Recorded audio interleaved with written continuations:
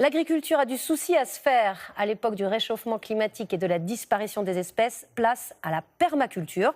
Il s'agit de cultiver mieux, sans dégrader, en prenant soin de la nature, mais pas de cultiver moins, bien au contraire. Reportage d'Alexia Mayer, Jean-Marc Nouknouk et Frédéric Bonne. Voici à quoi pourrait ressembler l'agriculture de demain. Des champs d'arbres fruitiers, plantés au milieu de légumes, des terres où insectes et mauvaises herbes prolifèrent. Voici la permaculture, une méthode alternative inspirée par la nature. Mais quel est son fonctionnement? Est-ce une voie d'avenir pour l'agriculture? Il faut aller en Normandie pour rencontrer les pionniers français de la permaculture. Vu du ciel, leur micro-ferme est différente des exploitations traditionnelles. Plus de monoculture, ici, un désordre organisé. Alors la permaculture, c'est une boîte à outils qui va imiter la nature. On va avoir des arbres au milieu desquels on va installer des cultures, de légumes. On trouve des plantes sauvages, telles que les consoudes. Et puis juste à côté, on a nos cultures. Et on va couvrir de paillage, on va couvrir de plantes autochtones qui elles-mêmes pourront après, si on les enlève comme ça, resservir de paillage. Tout ce qui vient du sol retourne au sol.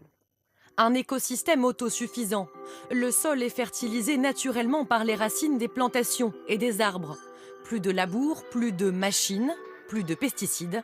La nature travaille seule. Allez, on va aller bosser un peu. Une des clés de cette méthode de production, c'est aussi l'association des cultures. On a des poireaux, des carottes qui sont plantées assez serrées, et puis des petits pois. Les petits pois montent au-dessus, donc ils vont chercher la lumière.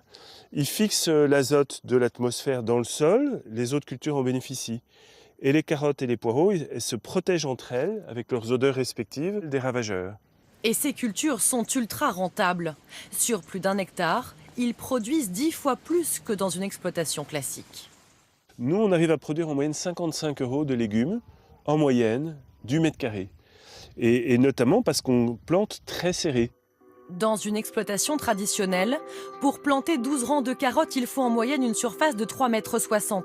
Alors qu'en permaculture, aux 12 rangs de carottes peuvent être associés 2 rangs de poireaux et des petits pois sur seulement 80 cm.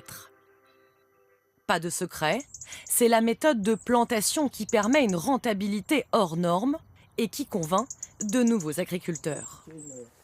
Après avoir été cuisinier, Johan Jourdan s'est lancé dans la permaculture il y a 2 ans. Donc là, en fait, je fais des trous avec une tringle à rideau que j'ai récupérée, mais qui est très pratique parce que le diamètre, c'est le diamètre de mes mottes. Je fais mes plants moi-même, je repique les plants, je récolte à la main. Enfin oui, tout est fait à la main. À la main et seul. Il cultive plus de 2000 m² de fruits et légumes, un projet qui lui a coûté 100 000 €. Mais lorsque l'on se lance en permaculture, les premières années sont difficiles. En pleine saison, on doit être à au moins une quinzaine d'heures facile par jour, donc 6 jours sur 7. Maintenant, je rembourse mes emprunts et si tout va bien, l'année prochaine, je devrais commencer à pouvoir me générer, pas forcément un SMIC par mois, mais même si c'est 700 ou 800 € par mois, ce sera bien. La permaculture, est-ce alors un modèle économique viable? Les chercheurs se sont penchés sur la question, comme François Léger. D'après leur rapport, sur une surface de seulement 1000 m², le revenu des agriculteurs peut atteindre jusqu'à 1 500 € par mois en moyenne. Ces systèmes, ils ne permettent pas d'obtenir des revenus énormes, mais ils permettent d'être beaucoup plus sûrs pour garantir un seuil minimal de revenus qui convient aux gens. Aujourd'hui, le nouveau défi, c'est de tenter la permaculture en ville. Nous voici à Saint-Denis. Entre les tours, un îlot de verdure. Depuis ce printemps, il a été transformé en ferme de maraîchage en permaculture. On a planté depuis le mois d'avril à peu près une centaine d'espèces différentes, entre donc des aromatiques, des plantes à parfum, des légumes racines, des légumes feuilles. Ce qui nous intéresse, c'est de voir à la fois comment on va se mettre en situation de produire de la nourriture dans un endroit où évidemment on est sur un village de 120 000 habitants, aux portes de Paris, et de voir aussi comment la qualité biologique du sol nous permet ou pas de mettre en route une logique de permaculture. 7000 m² de terre à transformer. Il faudra attendre 3 ans pour que la faune et la flore reprennent leurs droits, car ici, le milieu urbain fait partie de l'écosystème. Toute cette surface goudronnée, bétonnée, fait énormément de chaleur. Donc nous, ça nous avantage au niveau de la terre, parce qu'effectivement, la terre va chauffer beaucoup plus vite, donc va améliorer entre guillemets, les performances des végétaux. En fait, ils vont exploiter au maximum et démarrer surtout très très tôt et finir très tard.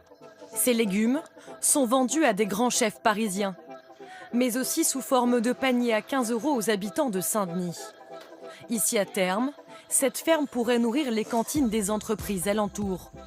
Et si l'avenir c'était ça, des cultures alternatives où la nature est respectée.